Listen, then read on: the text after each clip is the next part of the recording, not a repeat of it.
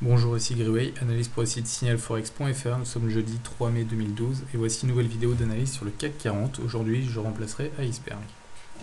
Alors, je vais commencer par le calendrier économique. Je vais revenir sur la journée d'hier. Donc, nous avons eu plusieurs annonces intéressantes avec l'indice des directeurs d'achat, donc le PMI de la zone euro, qui est sorti à 45,9, soit un plus bas depuis 3 ans. Nous avons eu ensuite la sortie des taux de chômage, donc à 10,9%. Ce qui était égal au consensus, mais nous noterons quand même des taux de chômage qui continuent à être assez hauts. Alors, ce qui est intéressant, c'est la journée d'aujourd'hui, avec, dans un premier temps, des inscriptions aux allocations chômage, donc c'est tout ce qui concerne les chiffres de l'emploi aux États-Unis. Donc, ils sont sortis à 365 000 contre un consensus à 380 000 et un précédent à 392 000, donc ce qui est plutôt bon signe, surtout si on considère que les chiffres du NFP vont sortir demain et que par la même occasion hier nous avons eu des chiffres de l'ADP qui étaient très mauvais. Donc l'ADP, c'est la fluctuation de l'emploi, il y a eu seulement 119 000 postes créés en avril, donc ça c'est un facteur intéressant à suivre avant la sortie des chiffres du NFP en chaque début de mois. Voilà.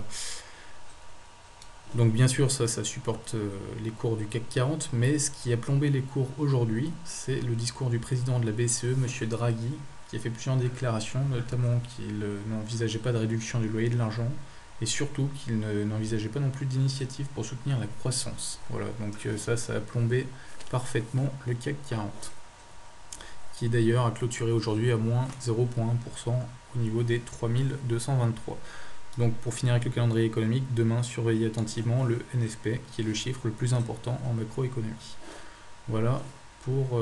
non, je vais quand même parler rapidement de la situation aussi sur les taux, sur les marchés obligataires espagnols, qui sont toujours tendus, des taux d'intérêt toujours tendus dans la zone des 6% pour les obligations à 10 ans. Donc ça c'est un seuil à surveiller très attentivement, car au-delà des 6%, nous pouvons considérer que le pays est dans une situation de faillite technique quasiment, donc les investisseurs sont très vigilants là-dessus.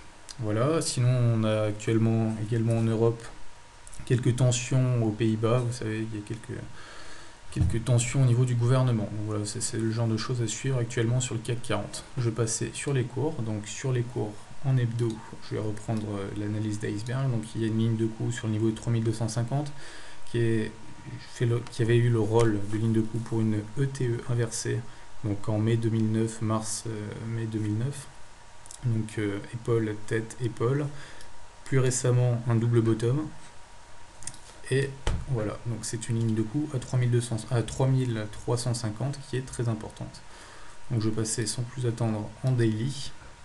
Donc en daily, nous avions eu une belle tendance haussière avec une ligne mobile, donc une moyenne mobile à 20 jours qui accompagnait parfaitement les cours, qui soutenait les cours. Vous pouvez voir qu'on a eu une cassure à la baisse de cette moyenne mobile le 6 mars 2012 avec par la même occasion une cassure du plus bas et une exagération des cours pour aller chercher le seuil psychologique des 3600 avec une correction, ensuite une cassure de la moyenne mobile à 20 jours, un nouveau plus bas qui s'est fait à 3100 à peu près, et nous pouvons observer un range de distribution de 100 points approximativement entre 3180 et 3280, sachant que la zone haute est justement une zone et non pas une ligne précise.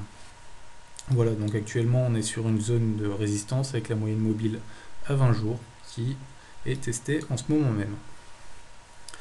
Donc quels étaient les scénarios d'Iceberg? Iceberg vous conseillait d'attendre soit une cassure par le haut du range de distribution pour aller chercher les 3350, mais il privilégiait surtout un scénario baissier. Il s'était positionné en short, il me semble, sur le niveau des 3250 approximativement, donc au niveau de la moyenne mobile qui faisait office de résistance, et il visait le bas du range, donc à 3180, puis les 3100. La situation n'a pas vraiment évolué, donc je